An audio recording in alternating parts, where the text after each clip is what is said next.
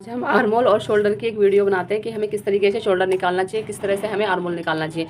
तो जो हमारा शोल्डर जितना भी होता है फिक्स शोल्डर, हमारा जो शोल्डर का नाप आता है 14 इंच 15 इंच 16 इंच जितना भी आता है, वो जो जो हमारा फिक्स शोल्डर होता है उसको हम हाफ कर देते हैं। जैसे 14 का हमने 7 ले लिया है शोल्डर, 7 हम उसमें लेते हैं जिसका सिर्फ छोटा गला होता है। 1 से लेकर 5 तक जितने भी गले जाएंगे उसका हम फिक्स शोल्डर रखेंगे, उसमें हम कोई शोल्डर माइनस नहीं करेंगे। उसके बाद अगर हम गला डीप बनाते हैं तो उसमें हमारा -1 हो जाएगा। मतलब जो हमारा 5 के बाद जो माइनस उस पर 6 पे जाएगा जो हमारा गला, उसमें हम -1 कर देंगे। अगर उससे भी डीप होता है तो हम उसको 5.25 कर देंगे। लास्ट हम बस इतना ही रखेंगे, इससे कम नहीं करेंगे। सिर्फ ब्लाउज में कर सकते हैं, हम सूट में नहीं करेंगे। तो हमें कैसे इसकी मार्किंग करनी है, हमें यहाँ से चेंज पे निशान लगाना है। चेंज पे हो गया। हमें आर्मोल कैसे निकालना है, हमें जितनी भी हमारी चेस्ट है उसको डिवाइड कर दो 6 से। अगर हमारी चेस्ट 36 है तो हमने उसको डिवाइड करा 6 से, तो हमारा आता है उसका आंसर 6। उसमें हम हाफ इंच ऐड करेंगे, 6.5 इंच हो जाता है।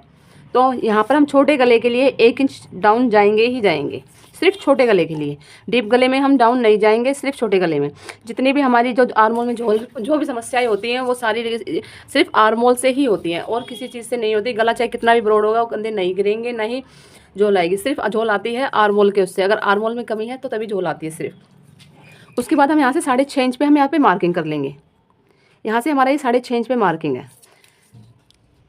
ये हमारा 36 का 9 और हाफ इंच ऐड करा हमने लूजिंग, ये हमारा मार्जिन है। उसके बाद हमने यहाँ से 6.5 पे हमें 3.25 पे सेंटर पॉइंट लेना है।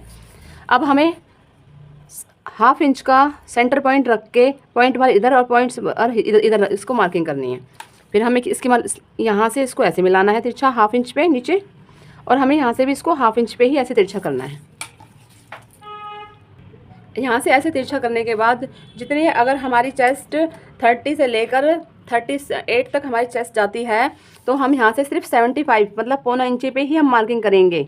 अगर हमारी चेस्ट 38 से ऊपर जाती है तो हम 1 इंच पे मार्किंग करेंगे इसकी गोलाई पर, और नहीं तो हम सिर्फ 75 मतलब 0.25 इंच पे करेंगे। फिर हम इस स्केल को हम यहाँ पे ऐसे रखेंगे और इस निशान को हम इस निशान से ऐसे मिला देंगे। फिर जो हमारी भार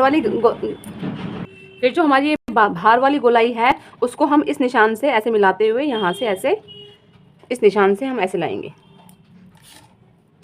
यहाँ से ऐसे। ये हमारा भार वाला है, ये हमारी अंदर वाली है। डीप गला होगा तो -1/2 इंच और हो जाएगा आर्मोल, क्योंकि डीप गले में आर्मोल बढ़ता है। जितनी गले की चौड़ाई होगी आर्मोल बढ़ जाएगा, इसलिए हमेशा ध्यान रखना है। अगर डीप गला है तो आर्मोल -1/2 बढ़ाने की बजाय सिर्फ उतना ही रखना है जितना हमारा आ रहा है। हैवी चेस्ट है, हैवी चेस्ट के अकॉर्डिंग ये होता है कि आर्मोल ज़्यादा ही निकलता है, ज़्यादा निकलता है। उसमें हम हाफ इंच ऐड नहीं करेंगे, उसमें हम माइनस ही करेंगे हाफ इंच, क्योंकि उनकी चेस्ट ज़्यादा होने के कारण वो आर्मोल ज़्यादा बढ़ जाता है। इसलिए हैवी चेस्ट में हमेशा -1/2 इंच, ज़्यादा हैवी चेस्ट है तो -1 इंच हमें आर्मोल करना पड़ेगा। और हमें जब हम डीप गला बनाते हैं तो हम इसकी ऐसे कटिंग कर देते हैं, यहाँ से ऐसे। ये डीप गले की हमारी कटिंग हो जाती है बैक की।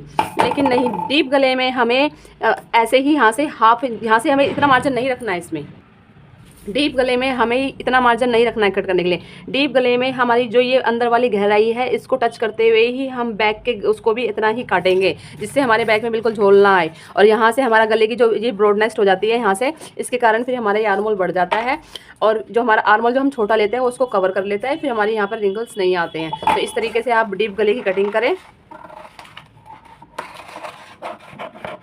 और डीप गले में शोल्डर डाउन नहीं जाएगा, सिर्फ स्ट्रेट जाएगा। डीप गले में शोल्डर डाउन नहीं होता है कभी भी।